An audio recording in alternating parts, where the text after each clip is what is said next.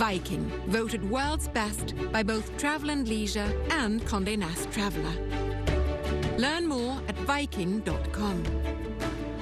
Face to face with Governor Kristi Noem over her new book, plus the latest on the college protests and the Queen of Jordan. I'm Margaret Brennan. Join me for Face the Nation.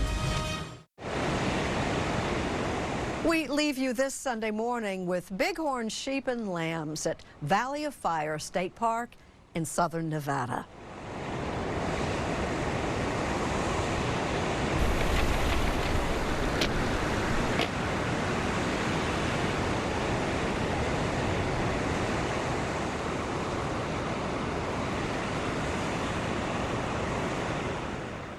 I'm Jane Pauley. Please join us when our trumpet sounds again next Sunday morning.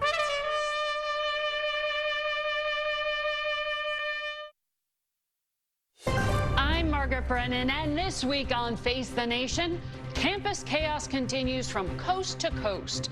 Plus, South Dakota Republican Governor Kristi Noem kicks off her book tour today, and we've got the first interview.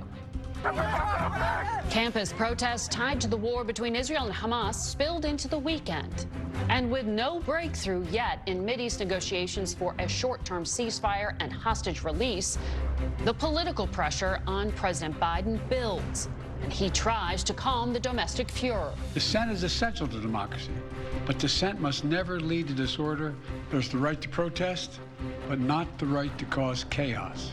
We'll talk with two key Democrats as those protests continue, Pennsylvania Senator John Fetterman and California Congressman Ro Khanna.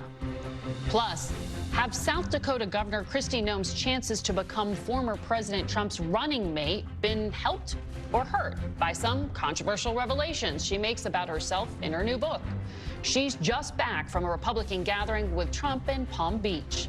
Finally, our conversation with Jordan's Queen Rania. She's of Palestinian descent and shares her views about the war in Gaza and her hopes for peace in the region. It's all just ahead on Face the Nation.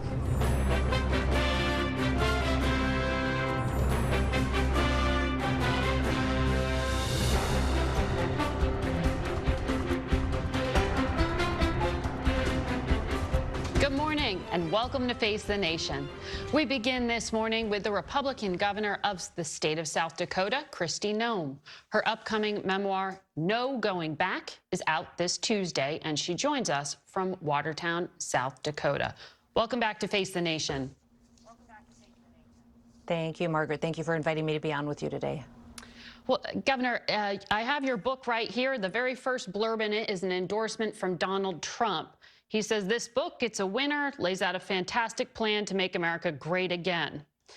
I know you're back from a gathering with Mr. Trump and other Republicans in Florida. Did he mention any of the response to your book at all? Oh, he certainly knows about the book, and I appreciate his endorsement of it. You know, this is really a book that talks about how we're not going back. We're now going back to the days before Donald Trump. Donald Trump broke politics, and I think that's a good thing. We're not going back to the days of Mitt Romney or the Bushes, that now there's a new way to do and talk to the American people, and they appreciate it. It's an honest, genuine conversation about what these citizens can do to take back their government and to have more input. So this book is really a how-to guide for how to make your voice heard, and for people in this country what they can do to really make sure that they are getting genuine elected officials that really want to give them more freedom and liberty. So you write about lessons learned in leadership, and you bring up some specific incidents I want to ask you about. You talk about meeting some world leaders, and one specific one, quote, I remember when I met with North Korean dictator Kim Jong-un, I'm sure he underestimated me, having no clue about my experience staring down little tyrants. I've been a children's pastor after all. Did you meet Kim Jong-un? Well, you know, as soon as this was brought to my attention, I certainly made some changes and looked at this passage. And I've met with many, many world leaders. I've traveled around the world. As soon as it was brought to my attention, we went forward and have made some edits. So I'm glad that this book is being released in a couple of days, and that those edits will be in place, and that people will have the updated version.